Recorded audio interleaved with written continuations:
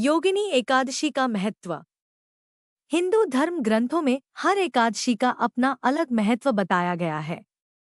इन्हीं अलग अलग विशेषताओं के कारण इनके नाम भी भिन्न भिन्न रखे गए हैं। प्रत्येक वर्ष में 24 एकादशियां होती हैं। मल मास की एकादशियों को मिलाकर इनकी संख्या 26 हो जाती है।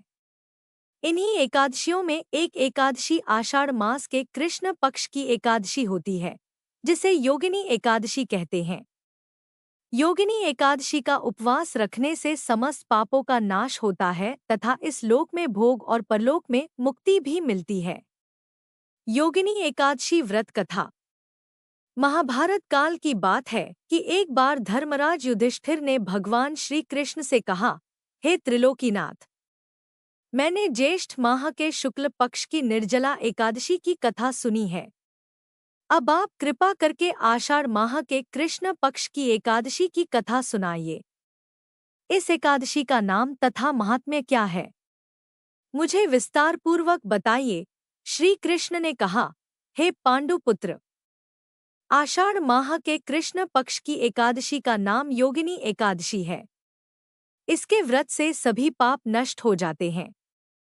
यह व्रत इस लोक में भोग तथा परलोक में मुक्ति देने वाला है। यह एकादशी तीनों लोकों में प्रसिद्ध है।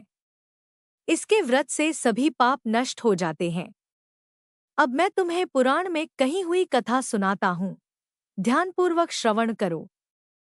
कुबेर नाम का एक राजा अलकापुरी नाम की नगरी में राज्य करता था। वह शिवभक्त था। उनका हेमाली नामक एक यक्ष सेवक था, जो पूजा के लिए फूल लाया करता था। हेमाली की विशालाक्षी नाम की अति सुंदर स्त्री थी। एक दिन वह मानसरोवर से पुष्प लेकर आया, किंतु कामासक्त होने के कारण पुष्पों को रखकर अपनी स्त्री के साथ रमण करने लगा। इस भोगविलास में दोपहर हो गई। हेमाली की राह देखते देखते जब राजा कुबेर को दोपहर हो गई तो उसने क्रोधपूर्वक अपने सेवकों को आज्ञा दी कि तुम लोग जाकर पता लगाओ कि हेमाली अभी तक पुष्प लेकर क्यों नहीं आया। जब सेवकों ने उसका पता लगा लिया तो राजा के पास जाकर बताया, हे राजन, वह हेमाली अपनी स्त्री के साथ रमण कर रहा है। इस बात को सुन राजा कुबेर ने हेमाली को बुलाने की आज्ञा दी। डर से कांपता हुआ हेमाली राजा के सामने उपस्थित हुआ। उसे देखकर कुबेर को अत्यंत क्रोध आया और उसके होंठ फड़फड़ाने लगे। राजा ने कहा, अरे अधम, तूने मेरे परम पूजनीय देवों के भी देव भगवान शिवजी का अपमान किया है।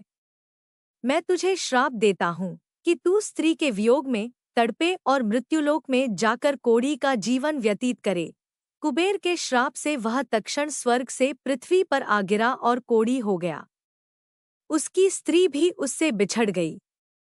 मृत्युलोक में आकर उसने अनेक भयंकर कष्ट भोगे, किंतु शिव की कृपा से उसकी बुद्धि मलिन न हुई और उसे पूर्व जन्म की भी सूध रही। अनेक कष्टों को भोगता हुआ तथा अपने पूर्व जन्म के कुकर्मों को याद करता हुआ वह हिमालय पर्वत की तरफ चल पड़ा। चलते चलते वह मार्कंडेय ऋषि के आश्रम में जा पहुंचा। वह ऋषि अत्यंत वृद्ध तपस्वी थे। वह दूसरे ब्रह्मा के समान प्रतीत हो रहे थे और उनका वह आश्रम ब्रह्मा की सभा के समान शोभा दे रहा था। ऋषि को देखकर हेमाली वहां गया और उन्हें प्रणाम करके उनके चरणों में गिर पड़ा। हेमाली को देखकर मार्कंडेय ऋषि ने कहा, तूने कौन से निकृष्ट कर्म किए हैं, जिससे तू कोढ़ी हुआ और भयानक कष्ट भोग रहा है। महर्षि की बात सुनकर हेमाली बोला, हे मुनिश्रेष्ठ, मैं राजा कुबेर का अनुचर था। मेरा नाम हेमाली है। मैं प्रतिदिन मानसरोवर से फूल लाकर शिव पूजा के समय कुबेर को दिया करता था। एक दिन पत्नी सहवास के सुख में फंस जाने के कारण मुझे समय का ज्ञान ही नहीं रहा और दोपहर तक पुष्प न पहुंचा सका। तब उन्होंने मुझे शाप दिया कि तू अपनी स्त्री का वियोग और मृत्युलोक में जाकर कोढ़ी बनकर दुख भोग। इस कारण मैं कोढ़ी हो गया हूँ तथा पृथ्वी पर आकर भयंकर कष्ट भोग रहा हूँ। कृपा करके आप कोई ऐसा उपाय बताएं जिससे मेरी मुक्ति हो। मार्कंडेय ऋषि ने कहा, हे हेमाली, तूने मेरे सम्मुख सत्य वचन कहे हैं, इसलिए मैं तेरे उद्धार के लिए एक व्रत बताता हूँ। यदि तू आषाढ़ माह के कृष्ण पक्ष की योगिनी नामक एकादशी का विधानपूर्वक व्रत करेगा तो तेरे सभी पाप नष्ट हो जाएंगे। महर्षि के वचन सुन हेमाली अति प्रसन्न हुआ और उनके वचनों के अनुसार योगिनी एकादशी का विधानपूर्वक व्रत करने लगा। इस व्रत के प्रभाव से अपने पुराने स्वरूप में आ गया और अपनी स्त्री के साथ सुखपूर्वक रहने लगा। भगवान श्री कृष्ण ने कहा, हे राजन, इस योगिनी एकादशी की कथा का फल 88,000 ब्राह्मणों को भोजन कराने के बराबर है।